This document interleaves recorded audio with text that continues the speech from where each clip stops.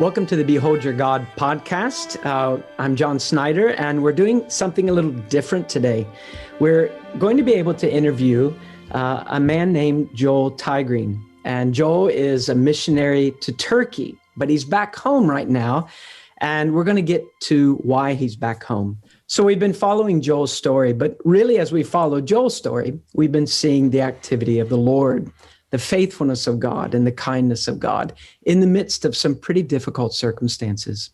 So, Joel, welcome to the podcast. Good to be here. Joel, we have just a few questions that we'd like to ask you. And I know that physically your strength is pretty limited right now. So just say as much as you feel comfortable saying. But why don't you introduce yourself to us and tell us something of your testimony, how the Lord brought you to himself. Sure. Thanks, John. Appreciate you guys having me today. It's a real privilege to get to share. And so my name's Joel Tiegreen, and try to make a long story short.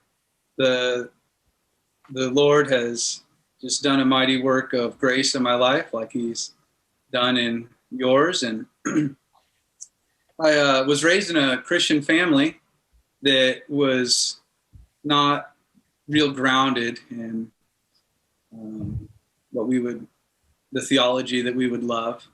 But it was Christian, and I did hear the gospel, but it was kind of mixed with quite a bit of superstition and weird things. And I used that in my childhood as an excuse to reject it or not, believe it. And I grew up in Kansas till I was about 8 years old, and then we moved to Denver. And in Colorado, I quickly fell in with the neighbor kids and started skateboarding, and that crowd, along with my sinful nature, I fell into, smoking marijuana and cigarettes and alcohol and even occasional cocaine use and things like that. And that was even at 12 or 13 years old when all that started. And my parents had tried to homeschool me up until high school, but I had complained so much and thrown such a fit that they eventually let me go to school. And I went to Columbine. You might have heard of that high school in Littleton. So I was supposed to be there actually during the shooting. That was my freshman year. But my dad had not let me start that semester because he didn't want me to be in school at all. And I was out working on a deck in the mountains. He was a builder when the shooting happened. But I ended up going to school as soon as they reopened after the shooting. But my life just kept going in a downward spiral of sin, and my dad and my mom were just at a loss. They didn't know what to do with me and one of my younger sisters. And so they decided to move back to Kansas in order to get us away from our friends, basically, and go back to what they thought was a better environment. And when they moved, I actually ended up running away from home when I was 17. And they moved to Kansas without me. And it was heartbreaking for them. Really terrible thing to do to my parents. And I was up to no good. I was stealing from people, lying to people, doing all kinds of scams to make money, working at a skate shop. And as God would have it, I got shingles when I turned 18, and I got really sick. And I ended up calling my grandma, and she told my dad where I was, and he called me from Kansas. And he offered me really good money to come frame houses as a trick to try to get a sinful son back. and I decided to go to Kansas and make some good money because I was sick of being poor. And so I went back. And when I was there, I immediately fell in with the wrong crowd again. And in fact, my old girlfriend from Kansas from Denver followed me to Kansas as well. Which that story was interesting too. She had cheated on me a few times and really broke my heart, and I was really sad about it. But then when I kind of gave up on women. I was like, forget it. I'm just going to skateboard, and women are dangerous. And then she showed up again and in Kansas. And what's interesting about that story is my parents were praying for me. And one of my childhood friends, David Taylor, the first 8 years of my life were in Kansas. And I had this friend named David Taylor. And he was praying for me as well. And he came and met with me a few times at my work and sometimes afterwards, and would share the gospel with me and talk to me. And I considered it, I thought about it, but I just continued in my own way.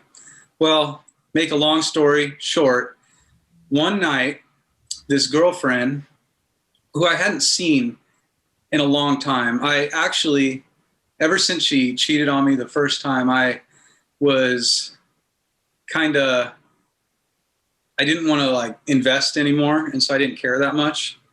I was like, no way, I'm not letting myself get attached. I'll get hurt again. And so I didn't spend time with her really, and didn't go. Anyway, I went over to her house one night and there was some guy there, and all of a sudden, even though I didn't think I cared, I got really jealous and I fought the guy. He was huge. He totally won. And the police showed up and they told me to leave. And so I left. But then I was so mad, I went back and rang the doorbell and fought him again. Just a stupidity. And the police came back and they're like, well, this time you're going to jail. And I was like, oh man, I should have gone to jail hundreds of times, but I had never been to jail. I had never actually gotten caught doing something.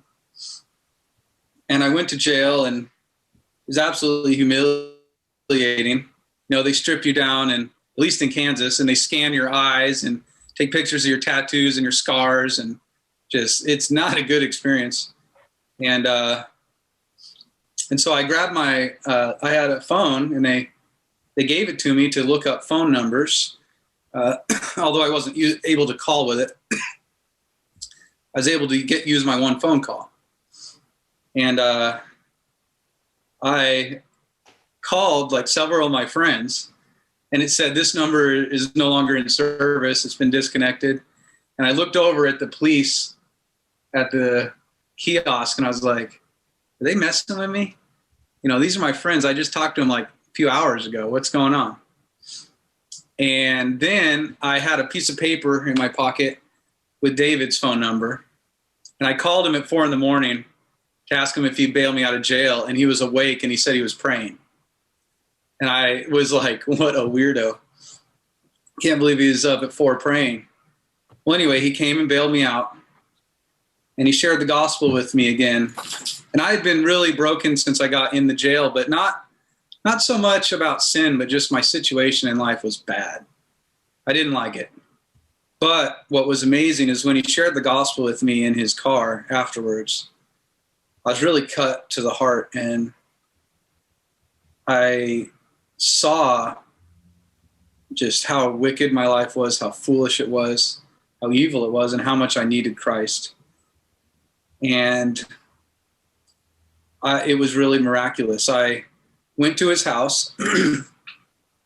I gave him my cigarettes because he said the gospel can not only free you from sin, but from addiction and all these things. And so I gave him my cigarettes, and I never smoked again, never smoked weed again, never did anything again. And he said, I think it'd be wise if you quit your job, come work with me and live with me for a while. And so for the next couple of years, he discipled me. And every morning we'd wake up at 6 and read and pray for about an hour and a half before we went to work. And it was incredible. And I've not at all been the same since then. And so that's I know that was kind of long, but that's a short version.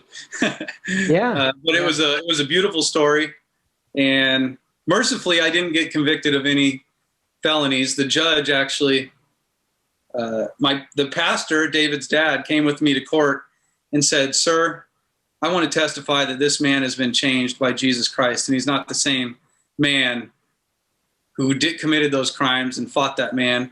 And the judge said, is that true, son? And I was like, yes, sir. And he said, I actually believe you. And he let me go. Yeah. So it's pretty amazing. And David and I have been friends ever since. And yeah, I can get more to that later. It probably will have to do with some of the other questions, but so I'm a grace case. Yeah. And I'm very, very grateful for it. Yeah. How did you end up in Turkey as a missionary? Yeah, so I met my wife, and we decided to go to college, and I wanted to get a Bible degree, and she wanted to get a missions degree. And so we did that. Unfortunately, we wound up at a horrible school, and it was terribly liberal, and we spent the whole time just arguing and fighting with the professors. And I wanted to quit the whole time, but there was actually one good professor that was like, just finish. You've already wasted this much money. Stick it out, get the degree. And I did. But while we were there, we were part of a really good church. It's the church we're part of today. And I actually joined on staff there and worked there for about 7 years. It's called Covenant Church now. Used to be called Harvard Avenue Baptist when I first started there. And so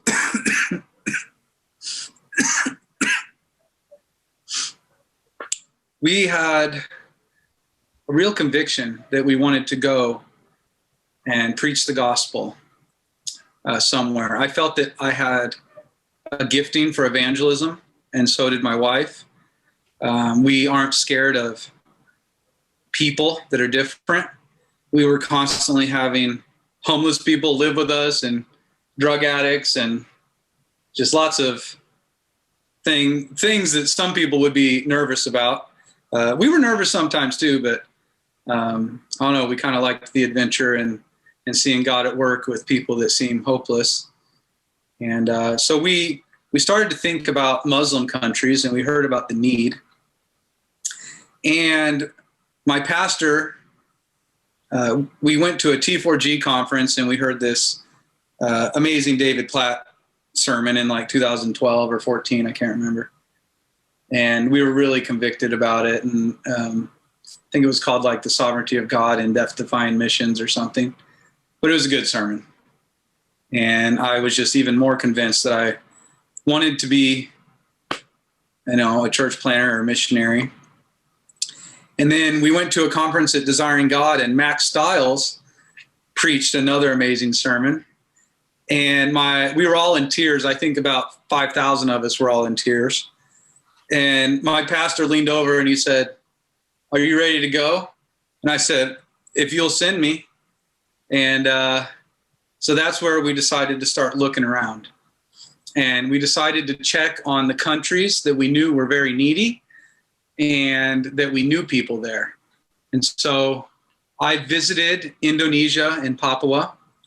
I knew a guy named Phil Fields and Trevor Johnson there. And so I visited there. And then I visited Israel because we knew someone there named Randy Green. And those didn't really end up working out. And then we visited Turkey, which is where my friend David had ended up moving 2 years prior. So David, who had discipled me, him and his wife actually ended up going there to be missionaries. And so last of all, we visited Turkey. And I can't give you like a spiritual, amazing, like I had this revelation or feeling, but I can tell you I absolutely fell in love with the people and the place. And I just couldn't get it out of my mind.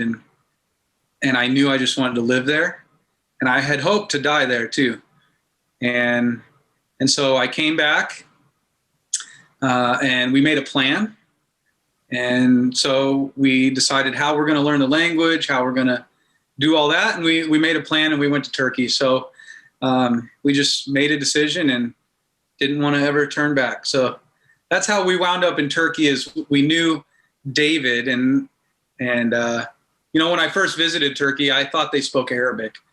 I didn't know that they spoke Turkish and Kurdish, some Farsi, some few other small groups have other languages, but I knew literally nothing except that they needed the gospel. But when I got there, I still to this day don't think there's hardly anywhere in the world that compares to Turkey. They're so hospitable and kind, and just the culture. Although there's some ugly, horrible things about the culture, there's some beautiful things. And I just love those people, and I want Christ to be worshiped there. And so I went. Yeah. As a missionary, we all have ideas of, growing up in church, hearing about missions. I imagine that we have ideas of what a missionary is or what a missionary's life looks like. But what did the Lord teach you, valuable lessons about bringing the gospel to other people? What did he teach you in Turkey? Yeah, that's a great question. This is going to sound a little bit negative possibly, but when I got to Turkey, I was shocked to find out how many missionaries were there, and sadly that they weren't sharing the gospel. They were either not sharing the gospel because they were scared, they were nervous to do it and nervous to get kicked out of the country, or they weren't taking the time to learn the language. They were learning it enough to buy stuff at the market, but not enough to explain substitutionary atonement. And so that I saw was one big shortcoming. And also there's this, as a missionary, I realized that churches want results, and they want to hear good newsletters. And so I found out that there's a whole lot of activity and but it's really kind of fluff. So there's like all these things that are going on and that people are busying themselves with that aren't producing. One, I don't think they're obedient to Scripture, and two, that's not even producing fruit anyway. And so I really, by God's grace, through his word and through reading good books and listening to good teachers, I saw the pattern that the Scripture has with Paul going all over and preaching, and God's power through the Holy Spirit, through the preaching of the word. People are being born again. But then Paul doesn't just leave them there. He leaves an elder there. He leaves a Timothy or a Titus there.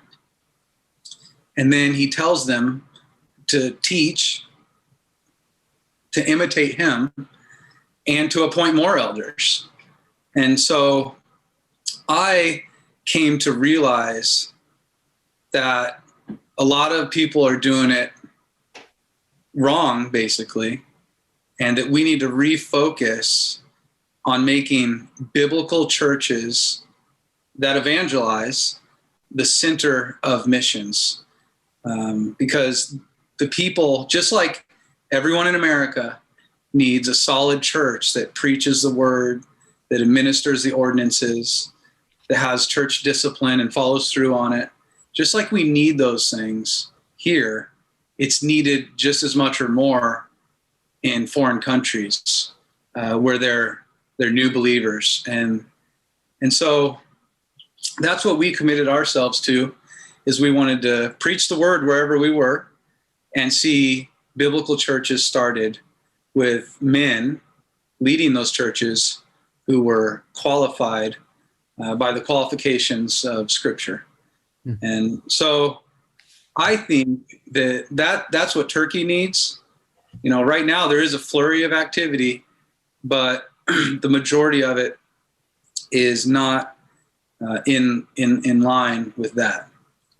And so I think that's one of the things I learned, and it's a conviction that have held since. Well, Joel, obviously you're wearing oxygen and you're back home. So what happened, and what's the Lord been teaching you through that? Yeah. So,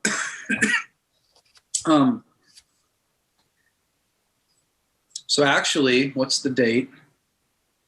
Exactly a year ago today.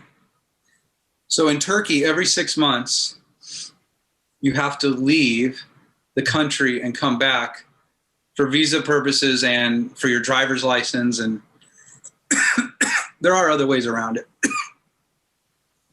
And I usually would just take a boat for about an hour to Cyprus or to Rhodes for a day. I know. I was really blessed to have some fun. And so I would go over to one of these islands where Paul was and walk around and come back, and, you know, my visa and driver's license would be renewed. Well, a year ago this week, one of my friends who is a good missionary over there, he said, hey, did you know tickets to Milan, Italy are only like $80 for a plane ticket? I was like, really?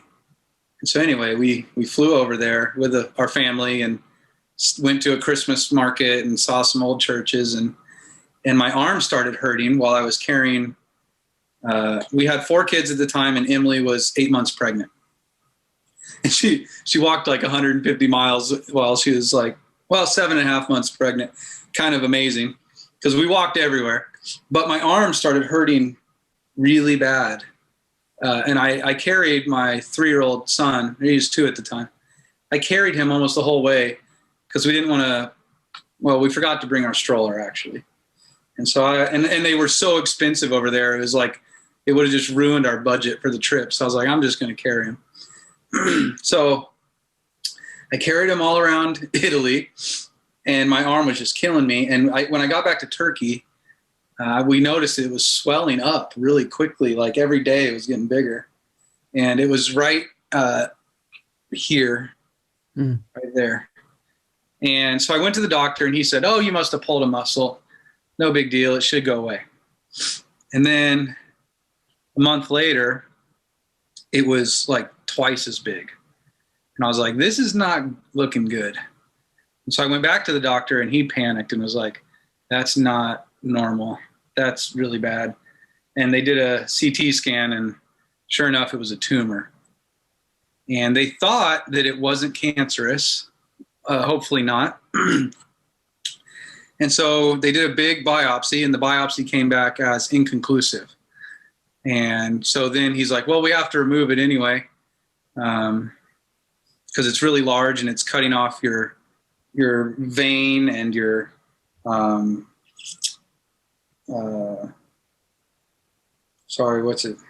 your nerve. It's pinching your nerve. And so they did this surgery. It took about 4 hours. When I woke up, it was not good. Did not feel good. The tumor was about 12 centimeters long by 6 centimeters or 7 centimeters wide. So it grew really fast, although it didn't look that big. So you can't really tell now, but a year and a half ago, I was actually a really big guy. I was lifting weights all the time and running and pretty healthy. So even a large tumor in my bicep was not super visible. And so they cut it out and they sent it off for biopsy, and it came back that 75% of the tumor was benign and 25% was called an undifferentiated pleomorphic sarcoma. And they freaked out and were like, this is really, really bad. And they're like, we probably need to cut off your arm and do all this stuff. And I was like, okay, I think I'm going to go to America. And partially it was money, because Turkey's way cheaper, but my insurance that I bought, my Turkish insurance, was a scam and it wasn't working. They wouldn't cover anything. So I was paying cash for my surgeries and all that stuff. And even though it's way, way, way cheaper, it was still adding up. And I have insurance in the state of Arkansas. So we came back here, and they looked at the biopsy and the tumor. And I brought, kind of funny, I drove from our city to Ephesus to pick up my tumor the day before I flew back. And it was a difficult time because Corona had just started. My son was born 2 days before my surgery on my arm, our 5th child. And his passport had not shown up yet. So Emily had to stay with the 5 kids while I flew to America. And then she literally made it out on the very last plane out of the country before they closed it down. And when we got to America, they were like, yeah, this is not good. They said there's about a 60% chance it'll spread to your lungs. And they said sarcomas always spread to the lungs. They said we could amputate your arm, but we think it's too late. We think that should have been done immediately. And by now it's probably already spread. And so I had 2 scans on my body that were clear. And then in July, I went in for another scan. And the doctor came in and he said, well, Joel, unfortunately, your arm doesn't have any more cancer in it. And I did 35 rounds of radiation on my arm. But we went in and he said, there's 25 tumors in your lungs. And he said that there is about a 15% survival rate if you have 5 tumors. Mm. A 5-year survival rate of 15% if you have 5 tumors. Said if you have more than that, it's just not possible. So he said, we're going to do everything we can to extend your life.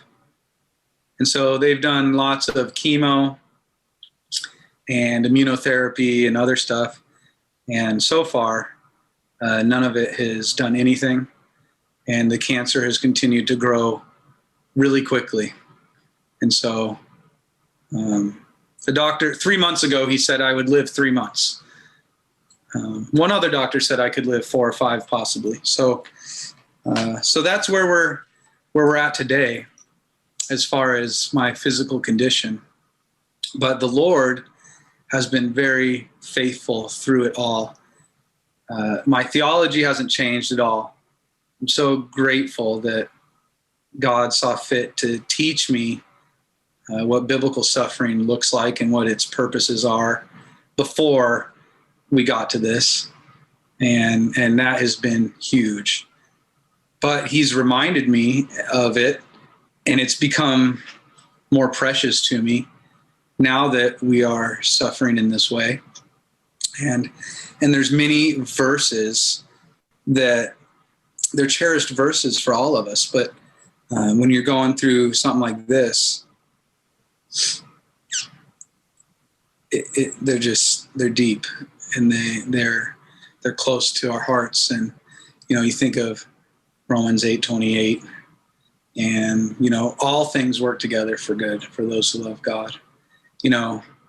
I also I recommend Thomas Watson's book on that verse, and it is a treasure. And just how it's not only the good things that happen in our life that work for our good, but when you become a Christian, when you're born again, all of life is Christ's school. He's teaching you through everything, and he only gives you exactly what you need. And that doesn't mean we'll always understand the details of it.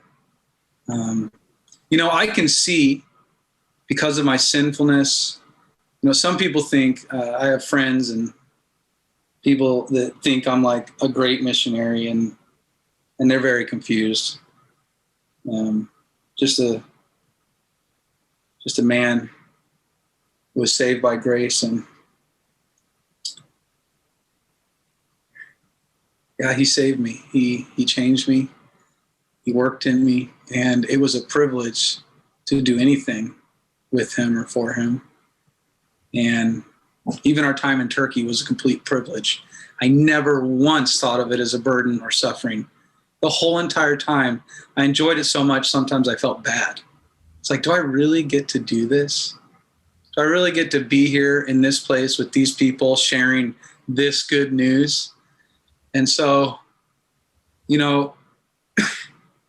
when this cancer hit us and hit our family, those truths have just become more real and precious to us.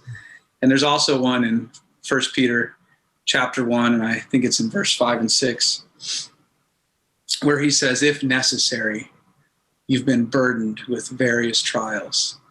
And I read over that so many times going, yeah, that's a good verse, But if necessary, like if you need it, you've been burdened with various trials. In other words, he has a plan and purpose for it all, and he's going to give it to you if you need it. But I can see, because of my own sinfulness, my own going against conscience, that this very well could be discipline even, but it's because he loves me. It's because he wanted me to end well. And now I think he has other purposes too. And it might not be discipline. I don't know for sure, but I know that it's humbled me. It's made me think of my sin more than ever.